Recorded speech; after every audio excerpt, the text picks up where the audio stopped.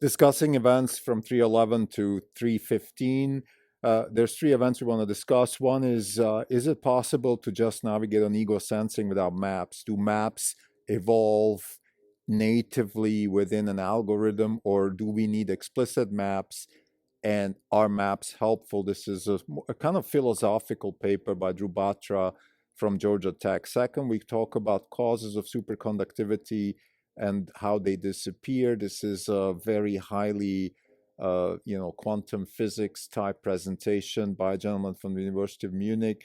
What they did is develop an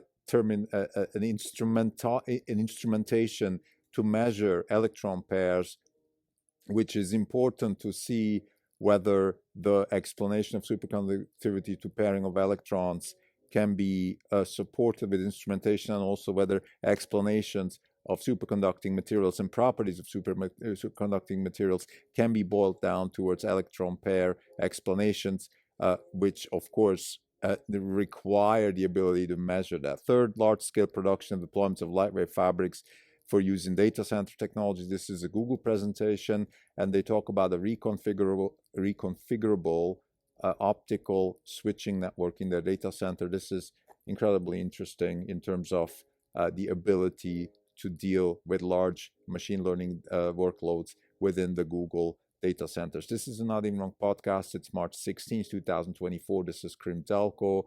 It's a Saturday. There's no update for the year. We are down 22.2%. The market is up 7.5%. We're underperforming by 29.7%. So the first presentation is by Drew Batra. He's a researcher, a professor at Georgia Tech. And I find him really interesting because he is sort of one of those philosophical professors, a little bit like Sergey and Jitendra Malik. Like they both have that, they all three of them have that, in my opinion, very nice depth, but also the application. So what they did here is look at the necessity of maps in general. So this is now a general question.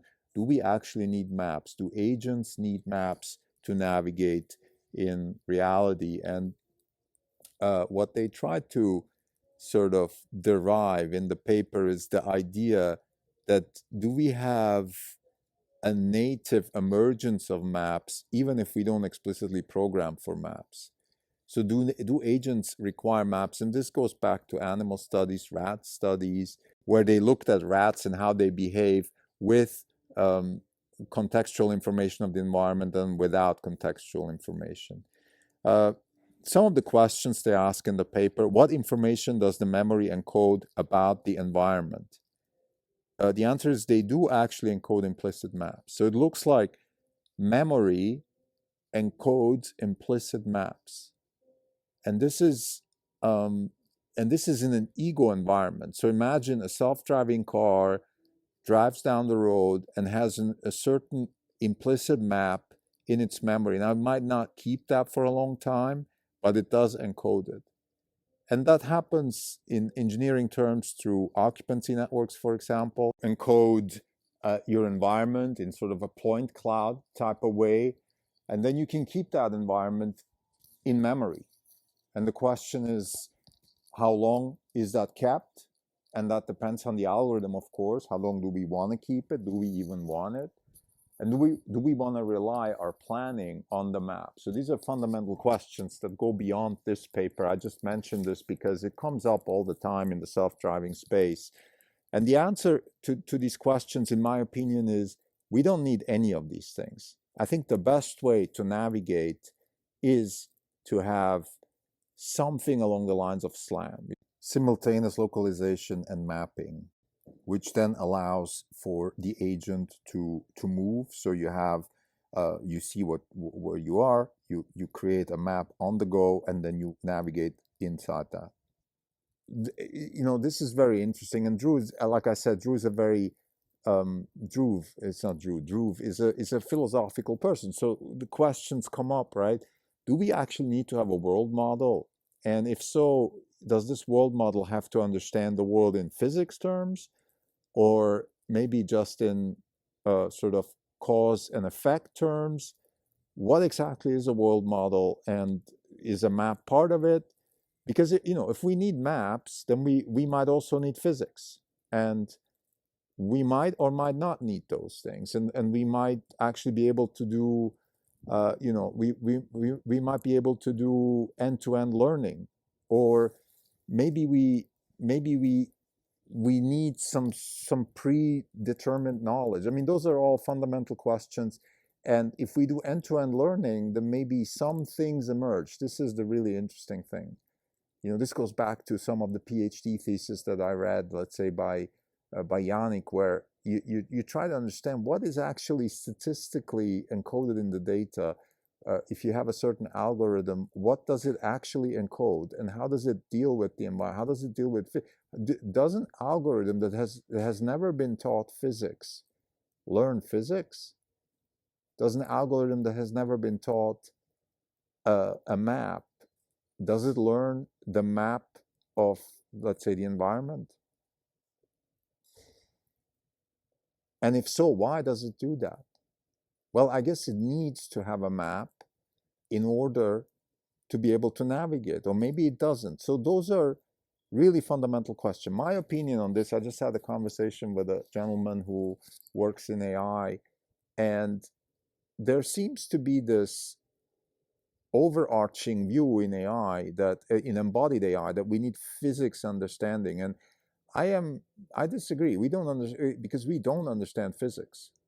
We just don't understand. We think we do, but in 500 years, people will laugh at our knowledge of physics today.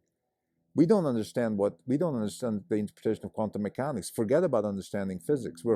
People are being expelled from the academia because they have a certain view of, let's say, quantum mechanics. I mean, we don't understand nothing. Like, we're certainly better at harnessing some of the technologies. For example, electron tunneling can be used for semiconductor technology, but that doesn't mean we understand physics. We just have a bit of a view on certain things. And the same way, I believe we can have embodied agents going around doing things. Does an apple falling from the tree require gravitational knowledge? Not really. Not in terms to navigate. It requires knowledge in terms to build rockets, yes, but not to navigate. To navigate, to move around, it doesn't. It helps. It's good to have knowledge. It's good to have explanations. It's good to have conjectures. Science is very, very useful, but knowledge is not required for intelligence. Otherwise, we wouldn't be intelligent, because we didn't have that knowledge in the first place. So knowledge and intelligence, in my opinion, are two different things. Knowledge is great, and the more we have of it, the better. But intelligence, which is solving problems in the real world by learning from the real world and then acting upon it, doesn't require knowledge. It requires memory. That's very different. The second presentation that I want to talk about today is a presentation. This is now, about physics, actually, and the superconductivity in quantum materials. In particular, the question here is, okay, when does it break down and when it doesn't? Now, to me, of course, this is, whenever I go to these seminars about quantum physics, about superconductivity, it certainly starts getting really way above my head. So in this particular presentation, I tried to keep it very simple. One is, the person is called Milan P. Allen. He's from the University of Munich, and he talks about building instrumentation to detect electron pairs. The pairing of electrons is one of the explanations for superconductivity. Now, high temperature superconductivity, which just means above 4 Kelvin, it doesn't necessarily mean like, room temperature, but pretty high, like much higher than 4 Kelvin. It can be explained with doping, so the question here is not, it's very interesting, right? The question actually is, why does superconductivity break down in certain areas of high temperature superconductors? And by understanding why it breaks down, we also we get better at understanding why it's even happening. And we still don't quite understand why superconductivity is happening at high temperature, higher than 4 Kelvin, or almost absolute zero. And because we don't understand why it's happening, we also can't build technology that could approach room temperature superconductivity, which would be amazing in terms of you know, things along like, I mean, we could build massive electromotors, for example, because we would have, you know, conductivity without resistance. Ohm's law without R would look very different in terms of, let's say, building electric motors. So let's get back to the presentation. So what Mark is presenting here is the idea of an instrumentation to measure electron pairs. So this is an instrumentation type problem solving. We don't quite understand why we have electron pairs, whether electron pairs are actually the reason for superconductivity, and whether the reconfiguration of electron pairs in certain doped materials, which is, let's say, superconducting materials where we add certain things, whether that has any impact on the superconductivity. In order to understand this, we start with the instrumentation. First, we have to have an instrument which measures whether these electron pairs are even there, and that's part of the solution here, part of the presentation. The second is now, why do we have superconductivity? And what I find really interesting is in sort of so-called MOT insulators, which are insulators that sometimes are insulating and sometimes are conducting. And in those, which depends on sort of the axis of the bands, or what they call pseudobands. This becomes pretty sort of acronymy pretty quickly. But think about it this way. You have a material which in, let's say, the horizontal is conducting, but in the vertical is insulating. And you can now dope this material and have superconduction in certain areas, maybe in part of the horizontal, but not in the vertical. And the question is why? And the answer is that the structure of this material with the doping together, the electromagnetic situation turns in a way that some electron pairs in certain dimensions turn into superconducting fluids, and in others they don't. So this, to me, that's kind of where it stops for me. I think what I found interesting about this presentation is, first, it was packed with really highly acclaimed professors of Stanford. Kevelson was there, and others that there seemed to be quite an interest in this presentation, probably because of the instrumentation, but also because once we have instrumentation, think about it, what does instrumentation actually mean? Being able to measure something means to understand it, right? It means to understand what are we even measuring and how are we measuring it. There's some sort of tool-ish type interest here. Okay, how do you even do that? How do you measure an electron pair? You can use ideas of frequency and things like that. Again, I don't want to discuss this into more detail, but I would like to just end this part of the discussion that I think when it comes to physics and the question of measuring, we always get to really interesting frontiers by just asking ourselves, how can we even measure things? The third presentation, that's really a very practical one. So the gentleman was presenting sort of a new type of data center architecture for Google. In particular, we're talking about lightwave fabrics for data center machine learning networks. So what Google did here is they thought to themselves, look, we have a data center which is based on electronic transmission and switches. What if we go light? What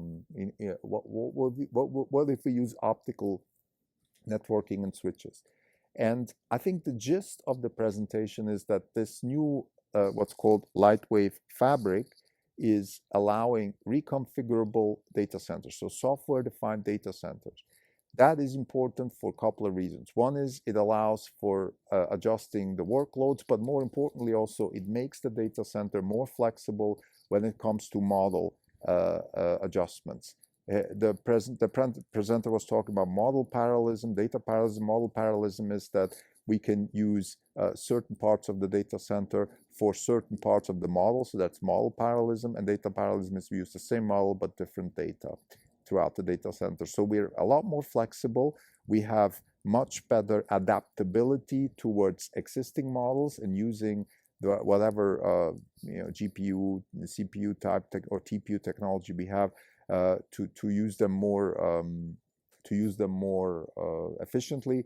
And then fundamentally also we can have we don't have to redesign the data center when workloads change or capacities change. So to me, this is sort of a big, I would say this is a big development in Silicon Valley. It's been going on probably more than a decade. It started with the software-defined network. Now we have a software-defined data center. We talk about software-defined cars. I just met a gentleman which builds basically a software-defined database. So what that means is that we have reconfigurability, we have modularity under the hood, even in the physical space, but definitely in the virtual space. Modularity in the sense that we can reconfigure data, we can reconfigure data transmission, transceivers, switches, in a way to make it more adaptable to the requirements of the model.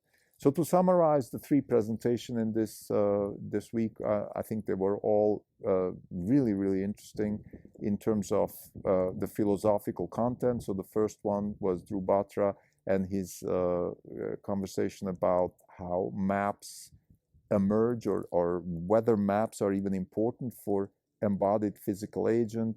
The second is instrumentation to measure electron pairs to understand superconductivity and when it happens and when it breaks down. And third, we have a reconfigurable data center based on optical networking technology at Google. And I think the last thing I want to mention about the Google presentation is it's really nice to see how big businesses can really sort of leap forward in terms of efficiency and wealth creation if they take big bets, big technology bets that can pay off. In the case of Google here, it's these data centers are clearly a big technological bet. It takes time. There's a J curve also. In the beginning, you're probably underperforming the status quo, but at some point with scale and with iteration, you get much better. Thank you.